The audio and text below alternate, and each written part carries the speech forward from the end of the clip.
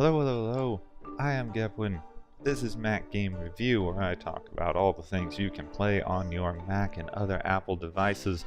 Today, I'm going to be taking a look at Don't Starve. This is incredible. I'm just going to get that out of the way. I love this game. Okay, completely biased, completely subjective review. I really enjoy this game. So, this is a indie title. It's kind of a horror game sort of thing. I'm trying to use my 360 controller. It's not working. Let's recently had some 360 support, it said, but let's see how that goes. So when you start, you have all these options. You can select a character.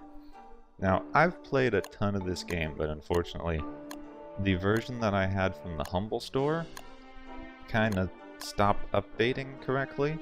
So I'm playing on the Steam version now, because Steam is much better about its updates. So as such, I have not yet unlocked the characters. You unlock the characters by playing. As you play, the longer you're able to survive, the more experience you gain and the more characters and things you unlock. Now this is a kind of roguelike game in that you only get one life. And you can edit the world as well. Kinda changes the difficulty. I like to keep it on default, give myself a challenge.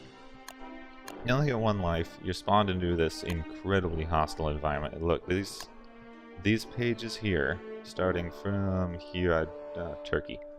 So starting from about here, not including the bunny, all of these are enemies. Yeah, all these things are things that can kill you. And they are weirdly terrifying. Weirdly terrifying, and you get to survive with sticks and other things that you gather. We're going to jump in, and I'll show you. The game starts out with this nifty little cutscene. The art style in this game is just so awesome. The very simplistic, hand-drawn look that actually animates well and works very well in game. It is incredibly just gorgeous, really. I just adore the art style, and it's kind of creepy. The art style in this game is very creepy. It makes you feel uneasy as you play. It's a perfect horror game. And it has the thing that I think a lot of horror games are lacking, which is the permadeath. I don't think you can have a very good horror game without the risk of losing everything. It just creates that sense of unease. Oh yeah, the beginning of the game, you're dropped into this place. This creepy guy walks up and comes talk to you, so that's attack. I'm trying out the 360 pad. Button 2. Alright, so pick up with this button. There we go. I'm trying out the 360 pad as this support has been added. I am not sure how recently, I apologize for that, but this support was added prior to... Support was added prior to the last time I played, so I'm trying out the 360 gamepad with it, just to see how well it works. Inspect, huh? Button 3 is inspect. Baby trees are cute. So to start out, you run around like crazy, just collecting everything in sight. And you need to get up enough resources together that you can build a campfire and survive your first night. That is what you need to do.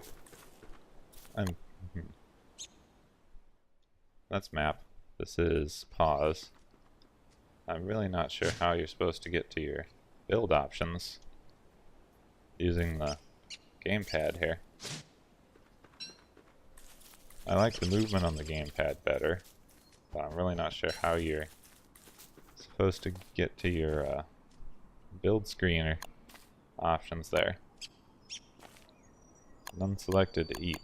I guess the default controls don't work well.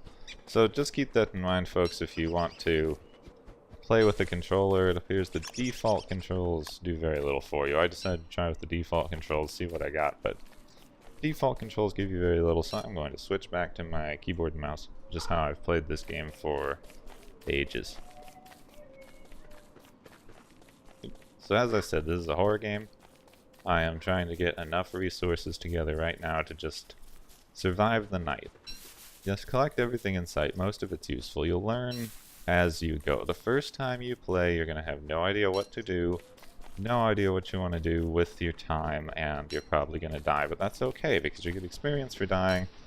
You'll probably even get enough to unlock your first character. This here is Wilson. He's one of my favorites. He's kind of the main protagonist of the game. He grows a beard. Everybody has a special ability. His ability is to grow a beard. I cannot access these. Alright. Options really quick. Sorry about this.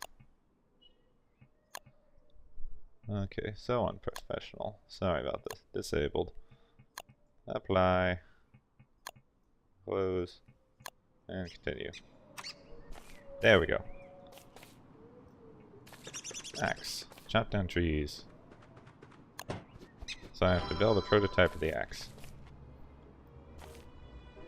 As you build tools, you see you can prototype them, but some of them need this, like a science machine or some other larger building thing that you have to make. I do not have enough wood for a fire, so I really need to get a fire. You see this little sun-looking thing up in the corner that tells you how much time you have left in the day. And when it gets to this red bit, it's dusk. When it gets to this blue bit, it is nighttime. And this is not like Minecraft or some other games like that you might know where at night the enemies spawn. The enemies are always around. Alright, you're always going to run into weird creatures and enemies. Not right away, it builds up the tension very nicely. But you're always going to run into bad guys, enemies, things that are trying to kill you, prevent you from surviving, prevent you from eating. Oop. And as it gets late, you lose sanity. So you see it got quite dark, and this is even just dusk. But when it gets completely dark, at nighttime, you will die. Now, you cannot survive in the dark in this game. You have to have a light with you. If you do not have a source of light, like a campfire or torch or something, you are going to die. The darkness is more or less instant death. It's not completely instant. You don't walk into it and you die, but your character starts saying things like, I think something's sneaking up on me, or I feel teeth, and then you just start losing health and you're attacked by things in the night and you die. Nothing you can do other than stay close to the light. Replanting my trees to make it a renewable resource. I'm going to keep some of these pine cones for fuel. Okay, let's just set up camp here. I don't want to be too close to that pond. And see, that tree just moved. I don't like it when the trees move. You'll see why in a little bit, probably. Alright, pick up the logs. Now I need to make a fire before nightfall. And that's the great thing. This game does horror very well. And you can cook stuff over the fire as well. You need to eat. You have to eat. You will starve to death if you don't eat, because don't starve. This game does horror incredibly well. You have 3 meters up here. You've got your hunger meter, you've got your health, and you've got your sanity. And if any of these goes all the way down, you're pretty much dead. Sanity all the way down does not kill you, but it spawns things that kill you. So hopefully my sanity will go down low enough that you can see what I'm talking about. I'll try to not improve it much. But let's cook our berries. As you start to go insane, you start to see things. Little creatures and things come out of the shadows that start surrounding you. And once you get... Come on. Examine the campfire. Once you get to a certain level of insanity, these creatures kind of manifest themselves physically and begin attacking you. There we go. So, you do not want to go insane. You don't want to go out to the dark. Here, I'll go into the dark a little bit, and you can see it's dark. Yeah, what was that? Scary. Back out here. But if I stay in the dark for too long, the game will kill me. Now, you can't see, it is pitch black out here. I can't see myself. You can't see anything else. Stay next to your fire. This game makes you huddle up next to the fire and just try to sit there for dear life all night. Yeah. It makes the night scenes kind of boring if you're trying to watch the game, but oh my god, it makes the survival element so intense. You are huddled next to your tiny fire. I've never seen a survival game that really does that restricts you in that kind of way, that you're sitting here clutching an axe, hoping nothing attacks you out of the dark, and you're in this slowly shrinking circle of light as your fire fireflies, I want some of those. You're in this slowly shrinking circle of light as your fire dies down, and you're hoping that it'll last out the night. And you can make a more permanent campfire. That it doesn't. It's more permanent in the sense that it kind of stays in one location. This one you have to remake every time it goes out. But you can make a more permanent one that is a circle of stones that you can just add fuel to and make a fire, which is great for setting up your base. Right now I have not found good enough materials or things around to be able to set up my main base yet. Because I need enough to build a science machine, ideally. It means I need 1 gold and a bunch of rocks and things. You can get your survival tools, like traps, bird traps, other things. You can get honey out of the beehives, but the bees try to kill you. Everything tries to kill you. I've not yet seen butterflies try to kill me, but I'm sure it's just something I haven't seen yet. There's all these weird little paths. There's like evidence of people who have been here before you. The game does such a great job of making things look creepy. Wow. So this is by Kelly Games, I believe is how you pronounce that. I'll put a link, but I'm bad at reading names, so I believe this is pronounced Kelly Games. They have been constantly updating this. They just came out with a new mod that completely changes the way the game plays. I haven't had a chance to check that out, so I'm going to play that soon, and I'll do a quick video about that new mod / game mode. Like it's an official mod, so I have trouble calling it a mod for some reason. I always think of mods as being unofficially developed. It seems like they'd call it an expansion. Anyway, they just came out with that new mod. I'll do a quickie video of that later on to let you know how that plays. I haven't gotten a chance to check it out. And really, I just enjoyed this game so much. I'll just take you around a little bit. I'm probably going to do some foolhardy things in a little while so that you can just see. Let's build a pickaxe. I said let's build a pickaxe. And these things like traps, yeah, all of your tools degenerate, so you have to keep building them. All these things like traps, so you can set traps out here by the rabbits. Let's build a trap. You can build a trap, and then you can like set the trap over by the rabbit hole. If I would stop spazzing out like that. Ooh. You can set the trap over by the rabbit hole, and then if the rabbit goes into the trap, you can catch it and eat it. Except he didn't run into the trap. Oh well.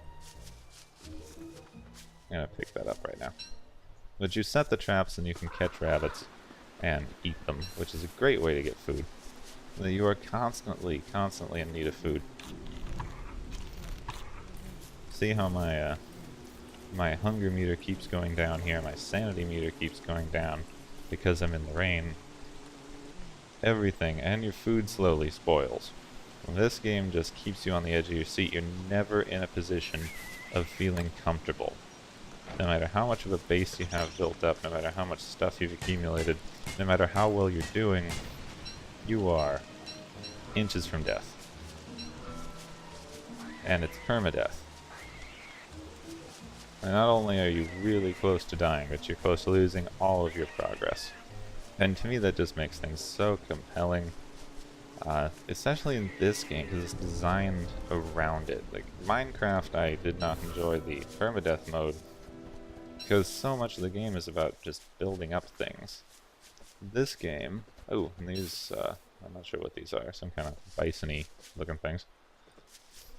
Anyway, you want to camp near these, because, believe it or not, poop is the key to survival. Your manure here is just, it is your key to living, pretty much. Need more stone. It lets you grow plants faster, it lets you fertilize plants, lets you move your food items, grow your food, like make farms. There's so much. You need poop. Camp near poop.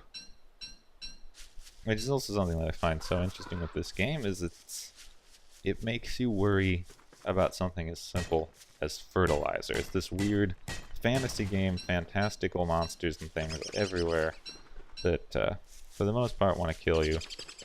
But then it makes you worry about something as simple as getting fertilizer for your plants. And it does it in such a hilarious way. Everything in this game is funny. It's continually horrifying, just with the tension that it builds up, how you're constantly close to dying. But then it's hilarious. The things that the character says about stuff. If you examine the things... If I examine the grass, and you cut down the grass in the prime of its life, the game is just funny. It has fun. It recognizes that it's a little bit ridiculous and has fun with it. For example, I mentioned a while ago that Wilson's special ability, every character has a special ability, Wilson's special ability is to grow a beard. That does not sound like much of a special ability, but there's some debate on whether it keeps you warmer in the winter. I think it does. There are seasons, by the way.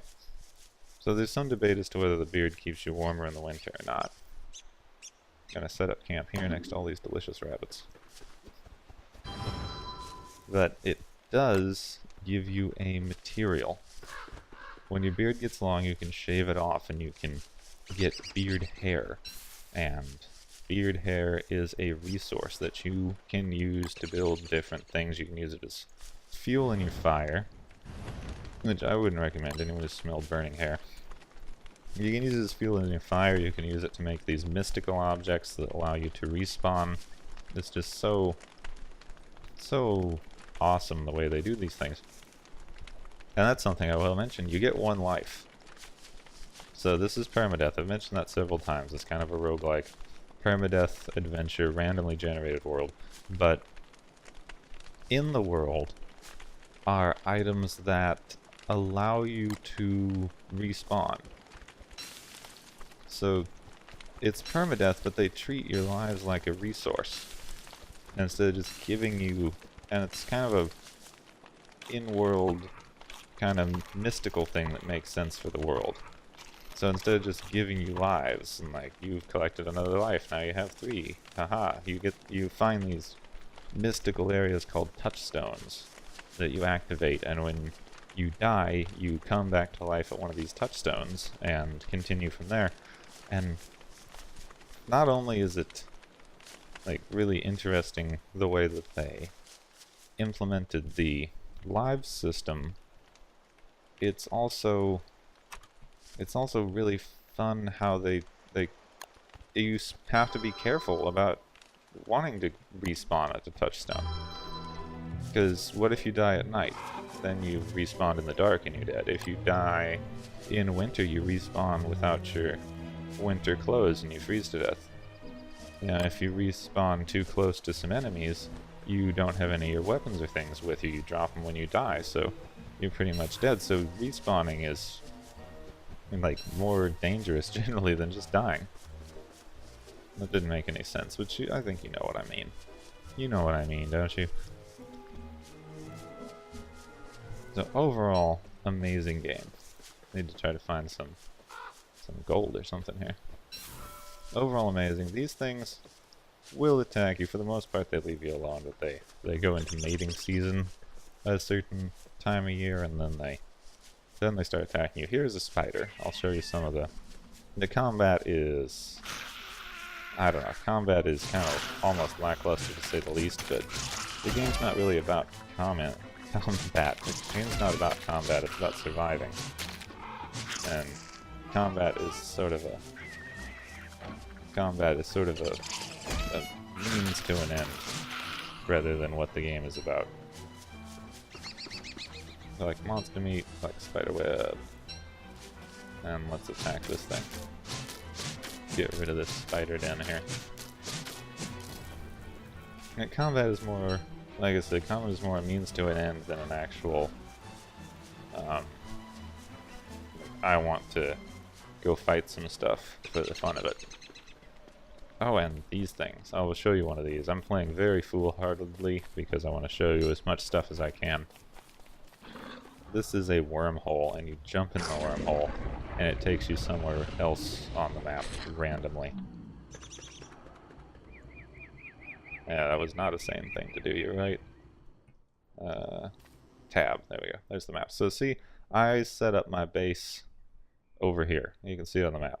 I am way down here. It's a fast travel network, but it's weird. It randomly spits you out somewhere. You have no way to control it, and it also takes away some of your sanity to go through the thing. Apparently there's unspeakable horrors or something in there. And it's full of teeth. You jump into a hole full of teeth. I'm just gonna cut down a ton of trees here, see if I can provoke some more of the more interesting enemies. Show you what's going on with that. There was a bug a while ago that one of the large enemies was spawning 20 or 30 at a time. That was making the game almost unplayable for a little while, but very entertaining. Yeah, quite entertaining. Ah, here are some pigmen houses. These are pigmen. They are sort of neutral. If you attack them, they'll attack you. If you feed them, they'll be friendly. Only if you feed them meat. If you feed them vegetables, they'll create poop for you, which is a very nifty resource. Oh, this will have gold. So hopefully I have enough for a pickaxe. Yes, I do. So this rock here will have gold in it. This is what you want for gold. But now my inventory is almost full. But that's okay, because I can eat some things.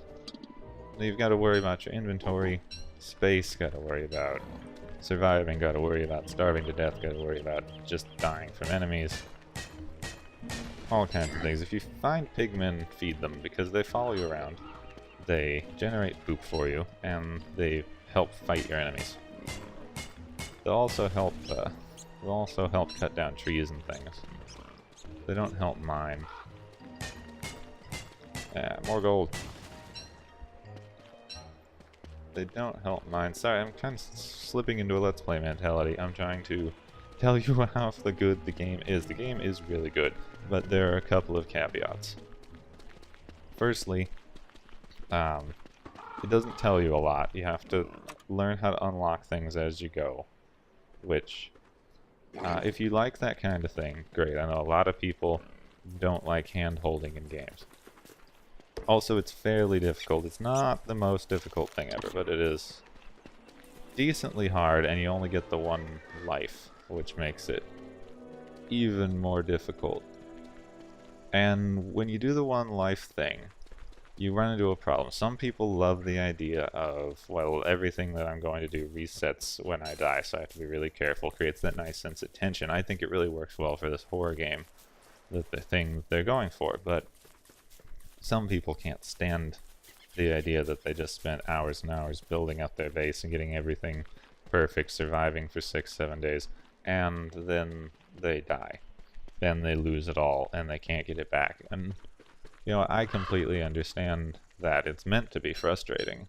Some people enjoy that kind of frustration, and some people don't. There's no right way to do it. But if you're one of the people who would find that infuriating in a bad way, this is not the game for you. This game has a very targeted audience, people who like kind of very hardcore survival, Not realistic at all, but sort of hardcore survival game with the permadeath and the other thought that I was having that I'll come back to in a second. Yeah, that has the permadeath and the difficulty and the no hand holding. Where's my base? See, now I'm in a completely different spot. Uh-oh. I did not know that it would do that. Okay. So without the hand holding, without the perpetual guidance, just sort of the... Oh, I found a different one. That is interesting. Okay, I gotta make a fire. I'm gonna die. There's no hand holding, no help. Game doesn't tell you anything. It's just you huddling around your campfire trying to survive. And if that sounds interesting to you, I find it compelling, then go for it. Now this is the sandbox mode. You start in sandbox mode. There is a story mode that I haven't played very much of because you have to find it in the sandbox mode, which is very interesting. There's this giant door. Big, it's heavy, it's wood. The hilarious game. Like, examine. Examine. Anyway, I'm sorry, I got distracted by the funniness.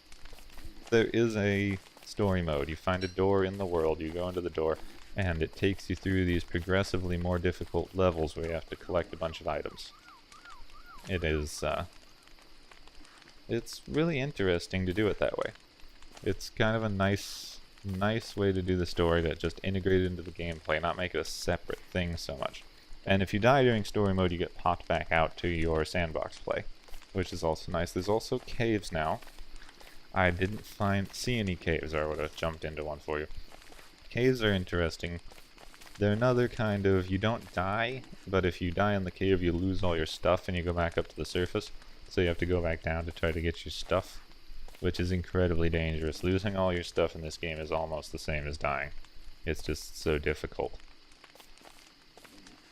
But the caves are very fun. They have a lot of new enemies. It's completely dark, so you have to find campfires, run from little light well to light well, etc. Is this the one that I was looking for? Yes. You have to run from light well to light well, go into the... find different enemies, but introduce new items, really cool stuff. There's some really fun later game items and things and magic that you can get if you get that far. Like, first you have to get that far in the game. But once you do, there's some really interesting stuff, but even with all of that, you are simply inches from death. I wasn't able to get any of the big enemies to spawn, which is unfortunate, but there are huge bad guys that are very difficult to kill. There's all the small spiders, there's bosses, there's a spider queen boss. If you let the spiders get too out of hand, they start spawning spider queens that are this huge thing that attacks you with a swarm of other spiders. Ah, there, see, I have got one of those, but I can build my science machine, and my science machine will let me build more things. Oops. I said I can build my science machine. So really, overall, great game. $14.99 on Steam. I would recommend the Steam version. I think if you buy Steam games, if you enjoy the Steam games, I would recommend the Steam version because, really just because the version that I had from the Humble Store was not updating correctly. It just kind of stopped updating for Mac, and I don't know why. No one knew why. They kept saying they fixed it. I re-downloaded the client numerous times and stopped playing for about a month because it just was not updating correctly. And there didn't seem to be anything I could do. But other than that, game runs great on Mac. Very simple style, very fun, fairly intuitive gameplay actually. You have to figure out all the weird things that you can do, but other than that, fairly intuitive. There's a very robust wiki and community around this game if you want to look things up. You know, figure out how to build things. You certainly can. I've done that before. Helps you get started. It's just like starting in Minecraft. You go, how the heck do I build this thing? But overall, I really enjoy it. I give it a hearty recommendation, but I enjoy this style of game. This kind of survival. We'll see how far you get and you die, but it also gives you a slight reward after death. It gives you the... Let's see if I can get this guy to kill me so I can show you. Attack. Oh no, I'm being attacked. It gives you a slight reward after you die. Oops. Oh, well, meat. Feed the meat. Gives you a small reward after you die, because it gives you some experience based on how long you survived. I'm sorry, I thought that guy would kill me better. Silly pig. And it gives you a reward based on how long it took you to die. It gives you some experience. You unlock characters. I'm going to see if I can die really quick for the end of this review and show you that. If I can't find an enemy soon, I'll just leave it there. Anyway, recommended.